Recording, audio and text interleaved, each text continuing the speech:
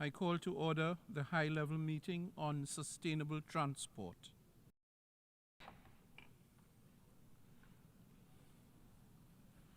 I would like to extend a warm welcome to all of you.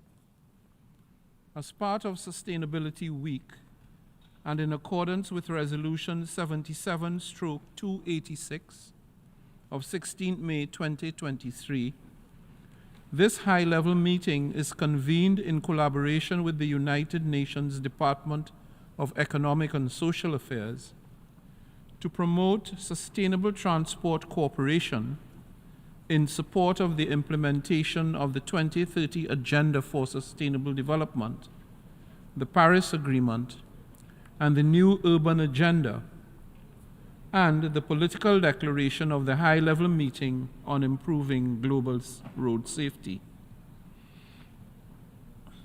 There will now be a message from the President.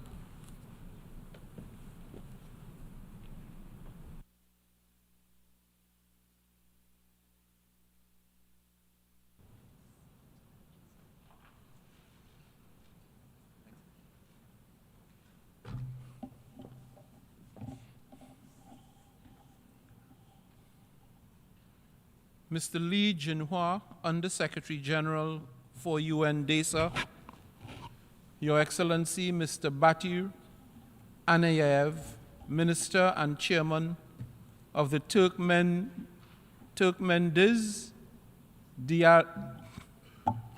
let me say that again. Minister and Chairman of the Turkmendenizderyollary Agency under the Cabinet of Ministers of Turkmenistan, Excellencies, Honourable Ministers, distinguished guests, ladies and gentlemen. We gather here today at what we hope will be the threshold of a monumental shift in acceleration towards sustainable development. The upcoming United Nations Decade of Sustainable Transport and our meeting today beckons us to chart a course that aligns with the aspirations laid out in the 2030 Agenda for Sustainable Development, calling for nothing short of a comprehensive implementation plan to harness the transformative power of sustainable transport. The crucial significance of the transport sector in our global economy cannot be overstated. Transportation is an industry in its own right, but it is also a vital input into considerable other industries and sectors that themselves add to the global output and growth. Transportation is a lifeline, connecting communities and markets, facilitating trade, and thus driving economic growth. But the unprecedented global challenge posed by the COVID-19 pandemic laid bare the vulnerabilities inherent in our transportation systems and supply chains. Virtually the entire world bore witness to the drastic consequences of inadequate and inaccessible transportation, disrupted supply chains, economic downturns, and crippled tourism sectors that were the subject of discussion yesterday during the tourism thematic debate. The fact is, sustainable transport is not merely an option, but rather it is an imperative for resilient, inclusive, and sustainable development. Excellencies, the UN Decade of Sustainable Transport, so declared by the General Assembly in December 2023, presents a unique opportunity to recalibrate our approach. With its impending commencement in 2026, coupled with the drafting of an implementation plan, to which I hope to contribute during my presidency, we have a rare chance to galvanize global action towards efficient, safe, and inclusive mobility with a reduced climate footprint. Today's meeting serves as a crucial juncture to lay the groundwork for this transformative decade, as well as for processes on the road to get there, namely the Summit of the Future in September. With over 1 billion people, or 1/8 of humanity, lacking access to all-weather roads, our foremost priority must be to ensure equal access to sustainable transport, particularly for countries in special situations and vulnerable communities. For the landlocked developing countries, small island developing states, and the least developed countries, the road to sustainable transport is fraught with obstacles, from inadequate infrastructure to impaired resilience to climate change, through to a lack of maintenance capabilities.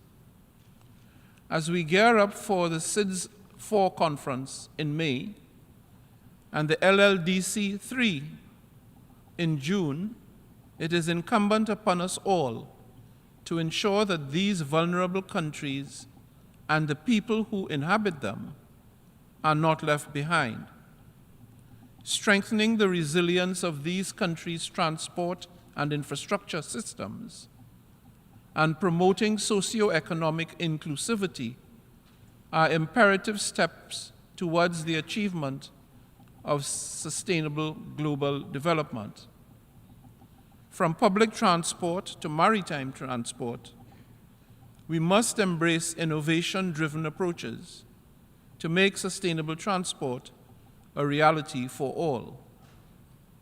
This includes honestly confronting head-on the negative impacts and consequences of transport, whether greenhouse gas emissions, road traffic accidents, or exorbitant maritime logistics costs. Conversely, we should not overlook the myriad benefits of sustainable transport. Consider, for instance, how improving access to sustainable transport can considerably enhance school enrollment rates, especially among the most impoverished and vulnerable, including girls and economically disadvantaged learners in far-flung rural and remote areas plagued by unreliable and costly forms of transportation. This does not only address poverty eradication and inequality, including gender disparities, but also underscores the profound interconnectedness of the SDGs. Remember, the interconnected and divisible nature of the 2030 Agenda means that advancements in one area can catalyze progress across multiple fronts. Let us therefore bear in mind and harness this understanding of sustainable development as comprising numerous components of an integrated whole as we deliberate today and throughout this week. Excellencies, Honourable Ministers, distinguished colleagues, let me end by expressing the full confidence that your discussions today will immensely contribute to paving the way for a better world, one characterized by efficient supply chains, free movement of people, and equitable access not only to sustainable transport services, but by the equitable sharing of the benefits of sustainable development by all people everywhere.